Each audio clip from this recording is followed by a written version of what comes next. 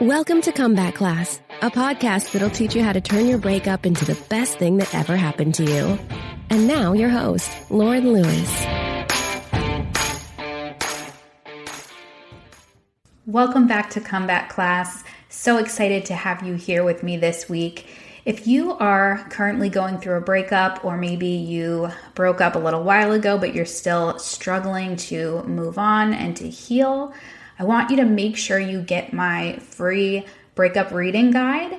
You can get it at tools.theheartbreaknurse.com/breakup book list. This is a guide with a list of books that helped me not only heal from my heartbreak, but learn about myself and about relationships. And it's all of those books really just made a huge impact on me and really helped me develop the mindset that I have now. And I just think they're so helpful. So if you want to check those out, make sure you go to tools.theheartbreaknurse.com/breakup book list and download it. This week, we're going to talk about something that I don't usually talk about, but it is rekindling the flame with your ex. Or if you're thinking about getting back together, maybe there's been some time and some space in between, and you are thinking about whether or not you should give it another try. Now, the reason that I don't usually talk about this is because I feel like it's really important to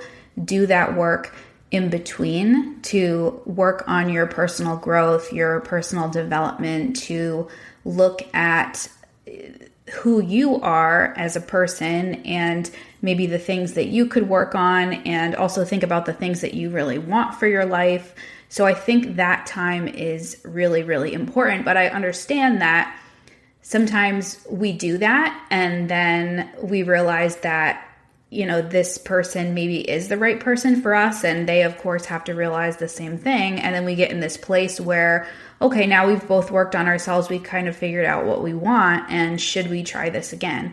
So I do get a little bit irked because I see a lot of times online, other like relationship breakup coaches, things like that will, tend to focus a lot on how to get your ex back and get your ex back in 30 days, 60 days, 90 days, whatever. Send these texts to your ex to make them miss you, blah, blah, blah. And I don't want to knock what they're doing, because I feel like most people they have good intentions and they are genuinely trying to help people. But I feel like sometimes when you approach it in that way, it can do more harm than good. And I think you're doing a disservice to yourself if you don't take that time to work on yourself and to figure out, if you find that you have been in a series of relationships where you're ending up in the same situation, same kind of person, and it just never seems to work out, then that means you got to dig a little bit deeper. So that's why the majority of the things that I talk about are in that realm. But I also understand that sometimes you do just need that time and that space to figure things out. And then you and this other person are able to move on together in a healthier, more productive relationship. That is possible. It's absolutely possible. But again, like I said a bunch of times already, that work in between is so, so important. So if you are in this place, I just want to talk about some of the steps that you can take so that you can rebuild your relationship in a healthy, productive way. So the first thing would be a reflection and an assessment of the relationship or the way that it was prior. And this sounds kind of pragmatic maybe, but I think it's important to look at it in that way as opposed to coming from it from a very emotional place, which hopefully you've had time to process your emotions. But do an assessment of the relationship. Think about the reasons that you broke up, and if any of those circumstances have changed, if there are certain things that haven't changed. It's important to get very clear on any unresolved issues or patterns that may come up again, because obviously if it's a pattern, then there's a chance that it's going to reoccur. So what can we do together and as individuals to prevent those negative patterns that occurred before to reoccur this time around? Honest communication and transparency are also going to be very key. And honestly, it's very hard to be in a relationship with someone who is not a good communicator, because a relationship is a partnership. So you have to talk to each other about certain things, about a lot of things. So if one of you is not a good communicator, or maybe both of you are not good communicators, then you need to, number one, acknowledge that. And number two, commit to working on getting better at being a communicator, because your ability to be able to talk to each other honestly and with vulnerability is really necessary in having that healthy, productive relationship. And again, you're going to be identifying maybe the problems that you had in the past, the issues, and what the expectations are going to be going forward. And of course, nobody is perfect. Nobody is going to hit the mark every single time. It's going to take work, but relationships are work. And it doesn't have to be, relationships don't have to be hard, but you're going to have like uphill, downhill. It's gonna fluctuate. So if you're both committed to certain expectations, then you should also be holding each other accountable. So you can say, remember when we talked about this? Well, you're kind of doing that thing again. And then they can say, okay, and sort of redirect. But a lot of it has to do with the approach and how you bring it up. And another important part of effective communication is active listening. A lot of times when we have conversations with people, we do this subconsciously, is we listen to what they're saying, but the whole time we have this anticipation of how we're going to respond, when it's entirely possible to just sit and listen and process everything that they're saying. And then when it's time for you to express yourself, then they're doing the same thing. They're actively listening. But it's so interesting when I realized this, or when I heard this, that this we do this a lot. We have conversations with people and we're listening to them, but we're not really absorbing it. We're just kind of waiting for the next opportunity to have our input. And the problem that arises when you're not able to do this, when you're not able to actively listen and then respond, is that's when we start talking over each other, and that's when we start having arguments.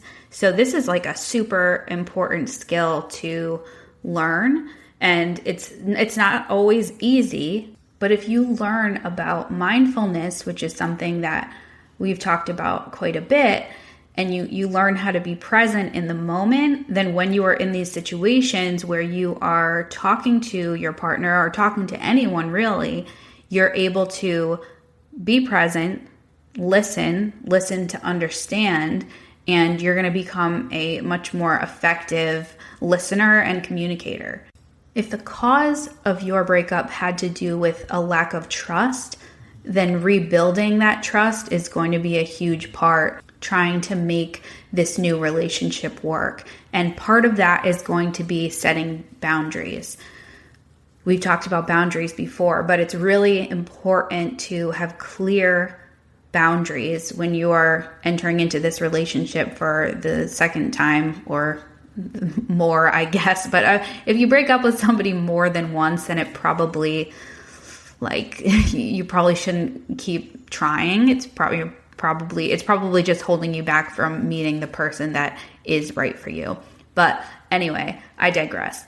If you're trying to rekindle your relationship after a breakup, you definitely want to set clear boundaries and do your best to prevent repeating maybe past mistakes that were made. And the strategies for establishing trust are consistent actions. So doing the things that you say that you're going to do consistently, transparency, and being honest and sometimes vulnerable and telling the truth. And then also just having a mutual respect for one another. I respect you as a person. I respect you as someone that I love. So I am going to be honest with you. And those are really going to be key for just establishing that trust within your relationship. Now, if you've done a bunch of personal growth work during this in-between time that we're talking about, and maybe they have too, ideally, that would be awesome. You also want to commit to continuing that personal growth as individuals, and then also in your relationship. You want the relationship to grow, and then you both want to grow as individuals. And that's something that I think is going to be really important when you are starting over, because once you start working on yourself and you start your personal growth journey, you can't really just stop. Once you learn these skills and once you adopt a new mindset and you realize that you want to grow and get better, most people don't just stop doing that. So just know that if you've done a bunch of growth and this person hasn't, and they're also not really interested in growing, it's going to be very hard for you to feel fulfilled in that relationship. I also want to emphasize the value in seeking external support when you are in these situations, like seeking professional help, like therapy, counseling, whatever you feel is best for you. And when you are able to get assistance and guidance from someone who has an outside perspective, so outside looking in, it can be super beneficial because you'll realize things about your relationship dynamic, about yourselves, about each other that maybe you wouldn't have realized otherwise. And I wish more people took advantage of this. And I never really understood what premarital counseling, what the need was for that until very recently. But it's basically just getting all of this stuff laid out and figured out ahead of time, which I think is so awesome. It's such a great way to plan for success when it comes to your marriage. But marriage counseling, couples therapy, all those things I think can be really, really beneficial. And just like going to therapy by yourself, it's not something that you need to be ashamed about whatsoever. It's really you investing in your relationship or in your mental health. And I think it's just a super valuable tool that if you have the means and you're able to utilize it, I would highly recommend it. Another step would simply be to weigh the pros and cons. So think about the advantages of working this out or trying to work this out and maybe the disadvantages. Think about certain factors like your compatibility and your shared goals. So ideally, you will have thought about your goals ahead of time and you're trying to figure out if what you both want is aligned, and generally you can figure this out relatively quickly. You can figure this out on a first date with somebody. If you know what it is that you want, you can simply ask them what it is that they want. And if it's something totally different than what you want, or they're not sure and they have no idea, then, that might be able to answer a lot of questions for you.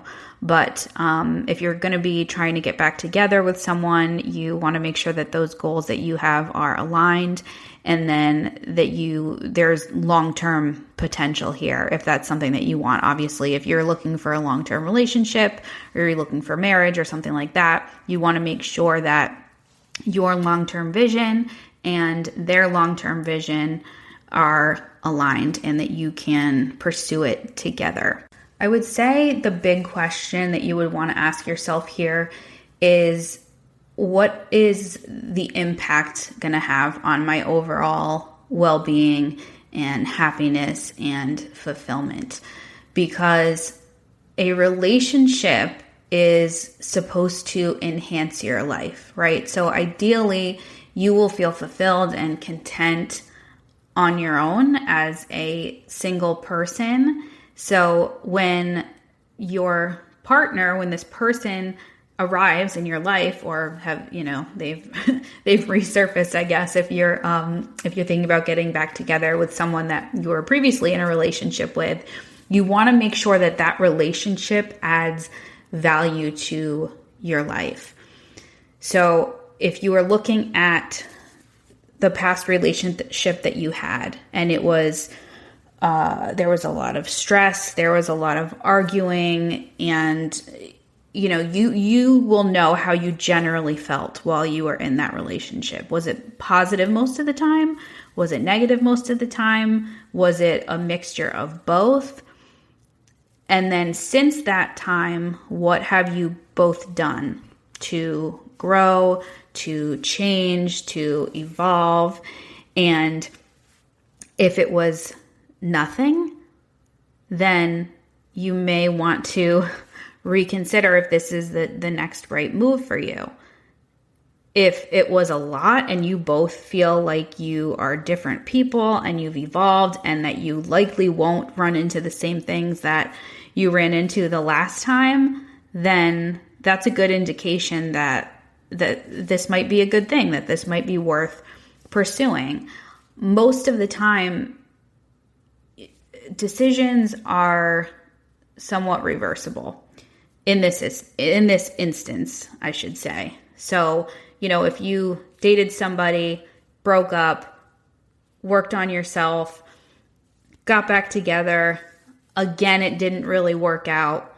Okay, well, we tried, so be it, But if it's something like a marriage where there's more of a commitment, I mean, depending on how you think about it, but, legally, morally, however you want to think about it, there's more of a commitment there. So it's more high stakes, I suppose. The risk is higher. And one of the biggest risks here is your time. And really, any time that we start a new relationship, we are putting our time at risk. And that's not meant to sound negative. It's just that the truth and the bottom line is that our time on earth is finite, meaning that it's limited. We don't get to live forever on earth. So we need to spend our time wisely, and we need to invest our time in relationships that are positive, that are beneficial for us, that are going to help us grow and evolve and all those great things. The struggle that I think many people face is not knowing when to stop investing their time and stop spending all their energy in a certain area or in a certain relationship. So just try to keep that in mind as you are navigating this process. I hope this episode was helpful for you if you are in this situation or you are considering getting back together with someone. I just really want to encourage you. Although there are a lot of emotions that are going to be involved here, I also want you to look at things from a practical standpoint and to really take all these steps when you are going through this process.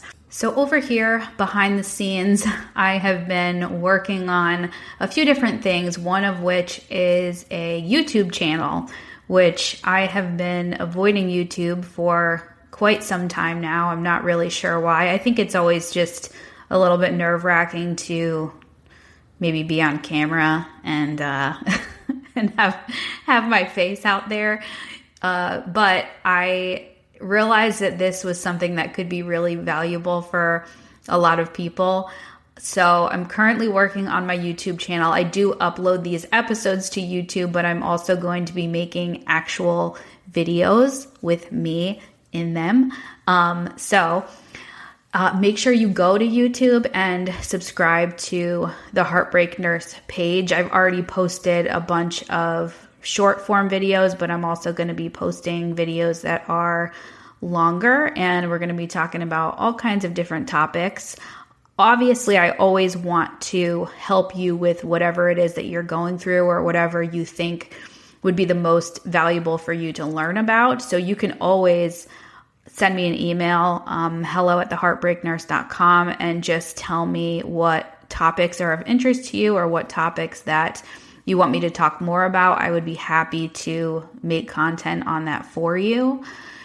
So yeah, so come find me on YouTube. I need some friends over there. I've realized that the YouTube audience is not always as nice as on podcasts or even on social media, but it's something that I have prepared myself for, and that is okay. But I would love to see you over there. So that's it for this episode. Thanks so much for listening. As always, I appreciate you. I'm grateful for you.